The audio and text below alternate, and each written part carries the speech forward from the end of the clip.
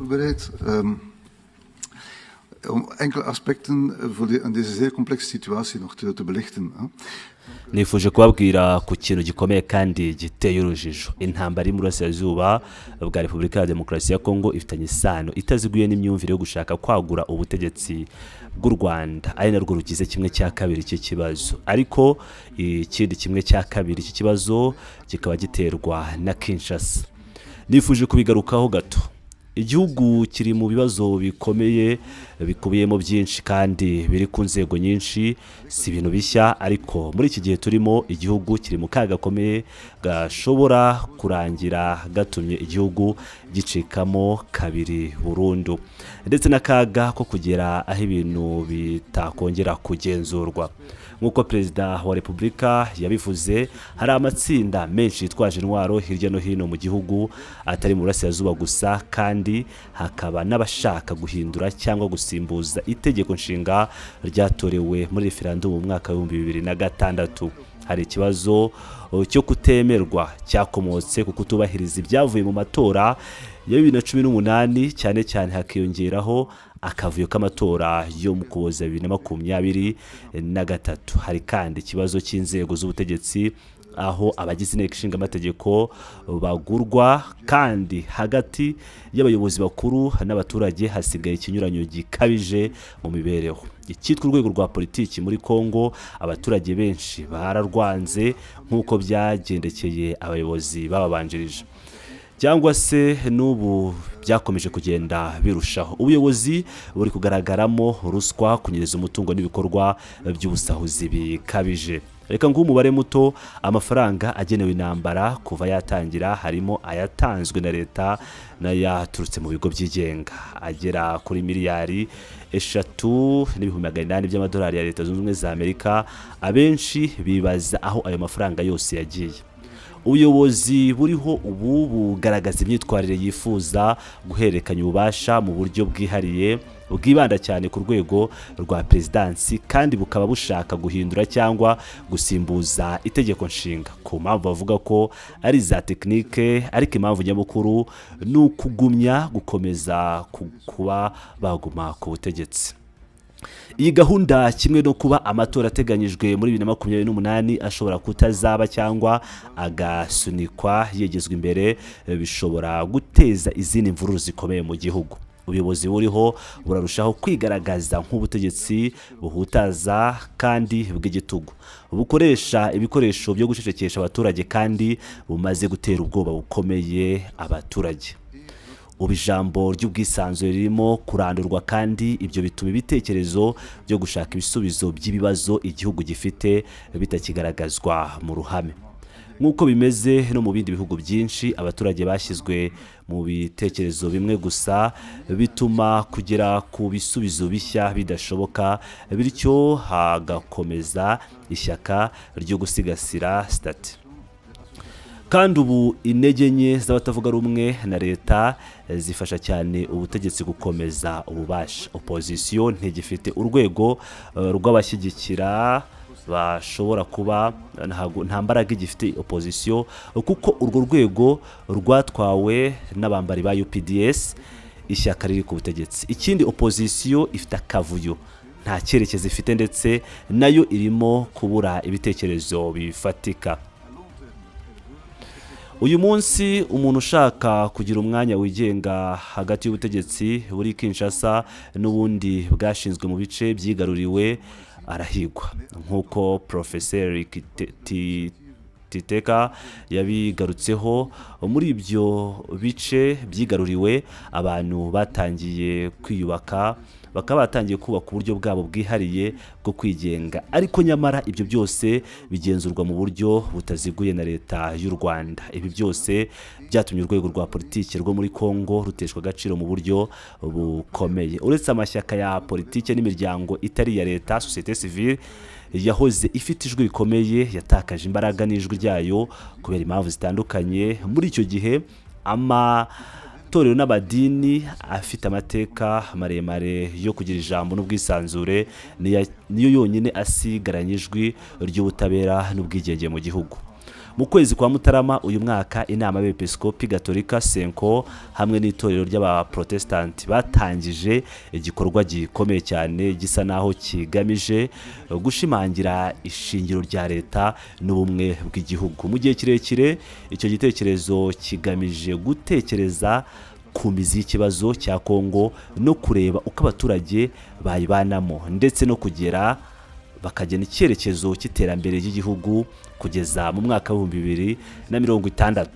Ariko mu gihe gito iyo gahunda igamije gukiza ubumwe bw'igihugu no gukumira ko ejo hazaza h'igihugu hasigaranwa n'itsinda rito ry'abanyapolitike n'abasirikare, bamwe mu banyekongo n'abandi batari abanyekongo akaba ari bo bakomeje kugenda bafata ibyemezo by'igihugu. Kuva mu ntangiriro amadini yashakaga gutegura ibiganiro bihuriza hamwe impande zose zifite uruhare mu ntambara, by'umwihariko mu rwego rw'igihugu, kugira ngo abaturage bongere bavuge nabo bagira ijwi ryabo ku buryo bavuga rikumvikana. Iyi gahunda ikaba igizwe n'ibice bibiri bikomeye. Igice cya mbere ni ikijyanye n'ibiganiro byagutse kandi byimbitse bigamije gukura igihugu mu mwijima wa politiki. Ni igitekerezo cyakiriwe n'abantu benshi mu buryo butandukanye, kuko hari abavuga ko bidakwiye kuganira n'abateye igihugu bagendera ku mabwiriza ya Kigali. Ikindi kandi igihano cy'urupfu urwo iyo perezida, ngira ngo murabizi ko ahoze ari perezida yakatiwe igihano cy'urupfu, bikaba bituma rero bigorana cyane kuba yakitabira ibiganiro nk'ibyo ngibyo. Ariko nge nemera ko intego nyayo y'amatorero amadini yariyo gukora urubuga rw'ibiganiro by'igihugu rugamije gukuraho ingaruka z'amahanga mbere y'uko ibintu bisubizwa mu maboko y'umuntu umwe cyangwa umuryango umwe. Birumvikana ko harimo imbogamizi nyinshi nk'uko Profeseri Balo yabigarutseho, suko bigomba kuba ibiganiro by'abantu bose bashaka kwitabira nk'isoko rusange, oya, uburyo n'amategeko abigenga biracyategurwa.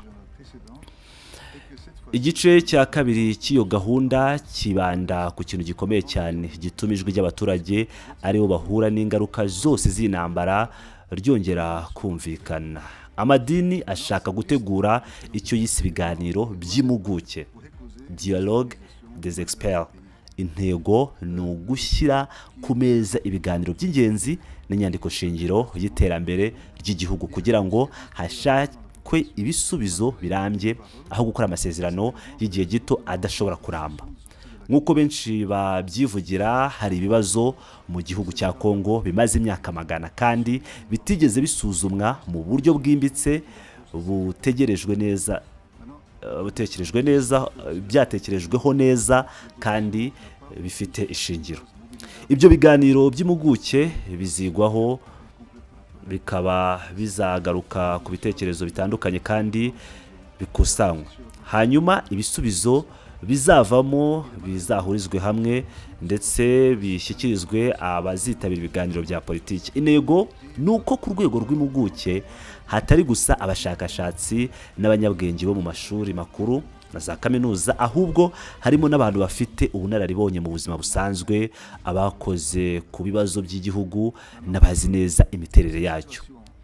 Abo bose bazatanga umusanzu wabo mu buryo bw'inyandiko no mu bitekerezo, hanyuma ibyo byose bihurizwe mu makomisiyo yihariye maze ibisohoka bikazashingirwaho mu biganiro bya politiki by'igihugu. Ibi biganiro byombi, iby'impuguke n'ibya politiki, bizashingirwaho mu gukora pacte sociale, ari byo kuvuga amasezerano y'ubumwe n'amahoro hagati y'abanyekongo ubwabo, agamije gushyiraho amabwiriza y'ibanze yo kubaka amahoro n'ubumwe bw'igihugu. Iyo gahunda igamije gutanga icyerekezo cy'ejo hazaza gishingiye ku bumwe n'ubwisanzure bw'abanyekongo ubwabo. Nk'uko Musenyeri Moteba, perezida wa Senko, aherutse kubivuga, ndamukomereza cyangwa ndavuga mu magambo ye aho yagize ati: dushobora kujya i Washington, i Doha cyangwa i Paris, ariko ibibazo byacu by'ukuri biri hano iwacu. Ni ukuvuga ko abanyekongo ubwabo aribo bagomba kwicara ku meza bagashaka ibisubizo ku bibazo byabo hakurikijwe uburyo amatorero cyangwa amadini yateguye. uko nabivuze iyi gahunda izaba ifite inshingano zo gushyiraho urufatiro rushya rw'imibanire n'ubufatanye mu karere hagamijwe amahoro arambye.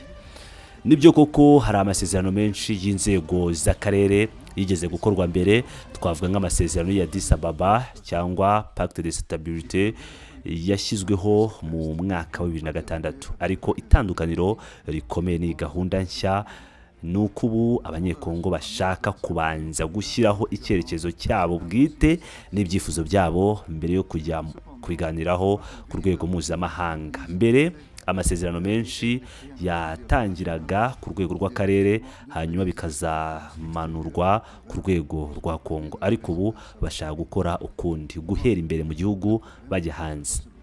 Iyi nzira nshya nubwo ifite imbogamizi nyinshi, ifite icyizere. Birumvikana ko hari abatayumva kimwe, ntibayumve, hari abayinenga n'abayibona nk'inzozi zidashoboka, ariko iyo ugereranyije n'ibindi bikorwa byinshi byo gushaka amahoro byageragejwe ariko bigapfuba, ubona ko nta yindi nzira isa n'iyaba nziza kurusha iyi. Icyiza cy'iyi gahunda ni uko yatangijwe n'urwego rwigenga kandi rwubashywe, rudashingiye ku nyungu za politiki cyangwa za bamwe mu bayobozi, ahubwo rukaba rugamije kureba ejo hazaza h'igihugu mu buryo bw'igihe kirekire. Mu by'ukuri amatorero n'amadini niyo mashyirahamwe akomeye kurusha andi mu gihugu hose, ahari no kurusha leta ubwayo. Niyo mpamvu nemera ko iyi gahunda ikwiye gushyigikirwa cyane cyane n'ibihugu by'inshuti nka Belgique, nk'uko byagiye bikorwa mu bihe byashize mu gihe igihugu cyari mu bibazo bikomeye nk'ibi. Iyi gahunda y'amadini yagiye iganirwaho ku rwego rwo hejuru mu biro bya Perezida wa Repubulika, ndetse hanitabirwa n'izindi nzego z'amadini atandukanye atari abagatulika n'abaprotestanti gusa. Byarangiye hemejwe inzira imwe y'ibikorwa yashyizwe ahagaragara ku wa 25 Kanama ushize. Ni ukuvuga ko ibiganiro byabaye ku rwego rwo hejuru rw'ubuyobozi, harimo umuyobozi mukuru w'ibiro bya Perezida, umujyanama wa politiki, umuyobozi w'ishami ry'ubugenzuzi bwa politiki n'abandi bayobozi bakuru. Ibyo bigaragaza ko gahunda y'amadini yemerewe ku rwego cyangwa yemewe ku rwego rwo hejuru. Ariko iyi kibazo cyaje kuboneka nyuma. Itegeko ryari rigenewe gushyira mu bikorwa iyo gahunda, iryo Perezida yagombaga gusinyaho kugira ngo ibe yemewe ku mugaragaro, ntiryigeze risohoka. Kandi nubwo hari ubwumvikane bwari bwagezweho mu biro bya Perezida ubwe yagaragaje kutabishyigikira, ahubwo ashimangira icyifuzo cyo guhindura cyangwa gusimbuza itegeko nshinga. Niyo mpamvu uyu munsi hagomba kuba n'ubundi bushake mu rwego rw'igihugu no mu rwego mpuzamahanga ubushyigikira iyi gahunda y'amahoro n'ubumwe bw'abanyekongo, kuko ariyo shingiro ishobora gutanga igisubizo kirambye, aho kuba ibisubizo bya politiki by'igihe gito. Ni ngombwa kandi kwibuka ko iyi gahunda ishyigikiwe n'ibihugu byinshi byo mu karere. Urugero, Perezida wa Angola Joao Lourenço yayivuze mu ijambo rye yatangarije amahanga ku wa 15 Ukwakira, anagaragaza ko ayishyigikiye. Ariko kandi nk'uko byatangajwe, u Rwanda rwo rwagaragaje kutayishyigikira kuko rutifuza kubona abanyekongo bisubije ibyabo mu biganza, bikaba ari bwo bo ubwabo bafata icyerekezo cy'igihugu cyabo. Murakoze cyane kubw'igihe cyanyu no kudukurikira. Murakoze.